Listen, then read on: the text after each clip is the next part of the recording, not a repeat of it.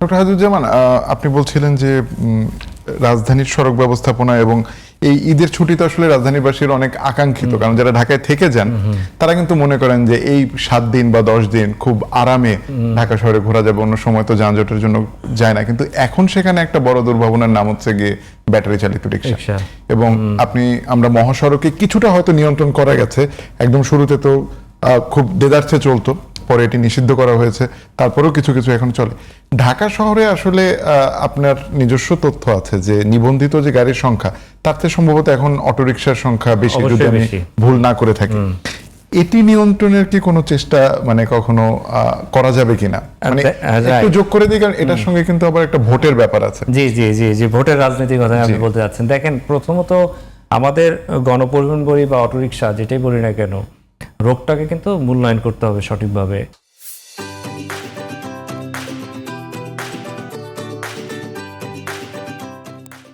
এগুলো কোনো টেকনিক্যাল সমস্যা না। যেমন গণপরিবহনের বিকল্প আমরা বাস রুট ফ্র্যাঞ্চাইজির কথা বলছি, অথবা অটোরিকশার বিকল্প ভালো মানের গণপরিবহন, এটা আনা কোনো টেকনিক্যাল সমস্যা না। আপনি তো বড় বড় অবকাঠামো করে ফেলেছেন, ঢাকা শহরে এতগুলি ফ্লাইওভার, এক্সপ্রেসওয়ে হয়েছে, আপনি মেট্রো রেল করে ফেলেছি। আপনি ভবিষ্যৎ আরও সামনে আরও হয়তোবা 15-20 লক্ষ কোটি টাকা খরচ করবেন, লক্ষ কোটির কথা বলছি মেট্রোর পিছনে। তা আপনি এই ঢাকা শহরে ভালো গণপরিবহন, আপনি যদি অটোরিকশার বিকল্প তো আপনাকে দিতে হবে, তাহলে ভালো গণপরিবহন দিতে হবে। আমার ধারণা, আমার যে পরিমাণ সড়ক আছে 7.5% আমরা সড়কের কথা বলি টোটাল ঢাকা শহরে যে আয়তন, এই 7.5%-এর মধ্যে 2.5% আসলে গণপরিবহন অ্যাক্সেসেবল, অন্য জায়গায় গণপরিবহন ঢুকতেই পারবে না। তাহলে এই 2.5%-এর জন্য আপনি বিনিয়োগ করতে হবে আমার ধারণা 5,000 কোটি টাকা। যদি 5,000 কোটি টাকা বিনিয়োগ করা যায়, ঢাকা শহরে লন্ডনের মতন double decker, low floor, double door air conditioning bus নামানো সম্ভব। 5,000 কোটি টাকার কথা বলছি মাত্র, যেখানে আপনি 20 লক্ষ কোটি টাকা খরচ করবেন। তাহলে সেই কারণে আমি বলছি এগুলো কিন্তু টেকনিক্যাল সমস্যা না, এগুলো রাজনৈতিক সমস্যা, পলিটিক্যাল সমস্যা। তার মানে এটা সমাধান করতে হলে রাজনৈতিক সদিচ্ছা লাগবে, এটা কোনো টেকনিক্যাল সমস্যা না। যেটা আমি অর্থের বিনিয়োগের দিয়েই আপনাকে বলছি কথাটা। তো এই অটোরিকশা নিয়ন্ত্রণের জন্য আপনি নিশ্চয়ই জানেন যে গত 2 বছর ধরে আমাদের একটা নীতিমালার কথা আমরা শুনছি। নীতিমালাটা কিন্তু আমি যত জানি তৈরি হয়ে গেছে, এটা সরকারের গ্যাজেটের জন্য অপেক্ষা করছে, কিন্তু অপেক্ষা যে করছে এই অপেক্ষার প্রহরটা শেষ হচ্ছে না। কি কারণে সেটা আমাদেরও আসলে ঠিক জানা নাই, কিন্তু এই নীতিমালাটা আসলে আরো অনেক আগে দরকার ছিল। কারণ এখন ঢাকা শহরে সংখ্যাতাত্ত্বিকভাবে এটা নিয়ন্ত্রণে অনেকটাই বাইরে চলে গেছে, অঙ্কটা এখন অনেক জটিল। তাদের বিচরণের ক্ষেত্র যেটা আমরা বলি সেটাও অনিয়ন্ত্রিত। মূল সড়ক, শাখা সড়ক, যে সড়ক আছে যতদূর চোখ চায় তারা বলে ততদূর তাদের বিচরণ ক্ষেত্র, সেভাবে তারা কিন্তু ছড়িয়ে পড়েছে। তো এবং তার সাথে আর একটা নতুন সমস্যা হচ্ছে সংস্করণ। অটোরিকশার মধ্যে আমার ধারণা 50 ধরনের অটোরিকশা আছে।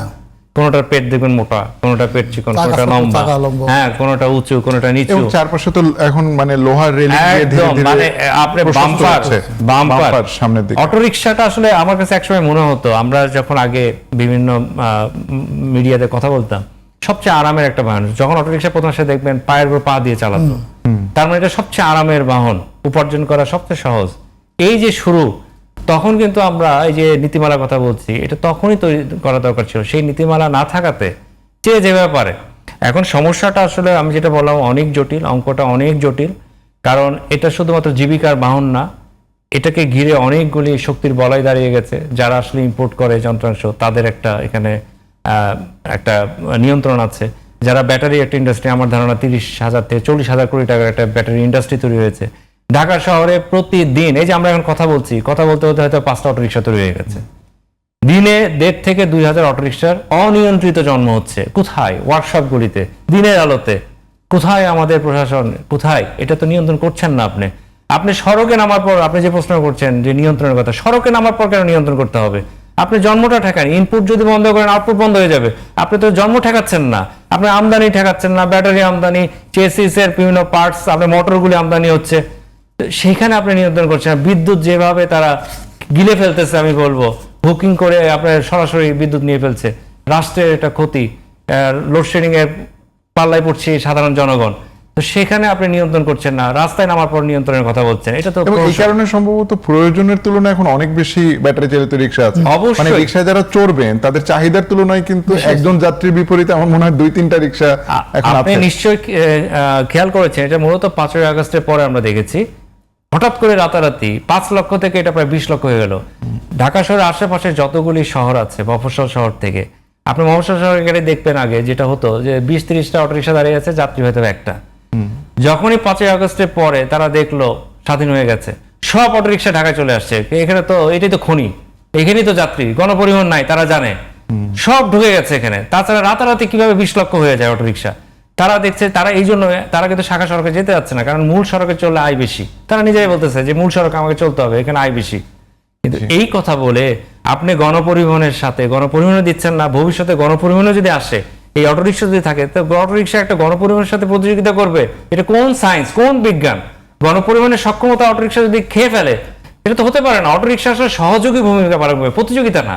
এরা থাকবে শাখা সড়কে, যাত্রী নিয়ে এসে বাস স্টপ পর্যন্ত বা কাছে কোনো জায়গায় নামিয়ে দিবে, সেখান থেকে গণপরিবহনে চড়ে যাত্রীরা যাতায়াত করবে, যেটা ফিডার সার্ভিস হিসেবে তারা কাজ করতে পারে।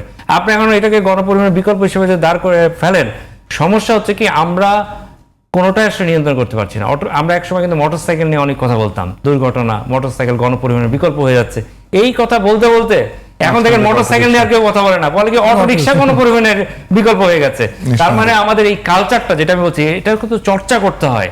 এটা এমন না মানবিকতার কথা বলে আপনি ছেড়ে দিবেন, তাহলে তো আপনার এত লোকবল দরকার নাই। হাজার হাজার মানুষ নামাই দিচ্ছেন, গায়ে গতরের চেষ্টা করতেছে, কিভাবে আনফিট গাড়ি, রুট পারমিট গাড়ি, জনস্রোত, জলজট সব তৈরি হয়ে গেছে।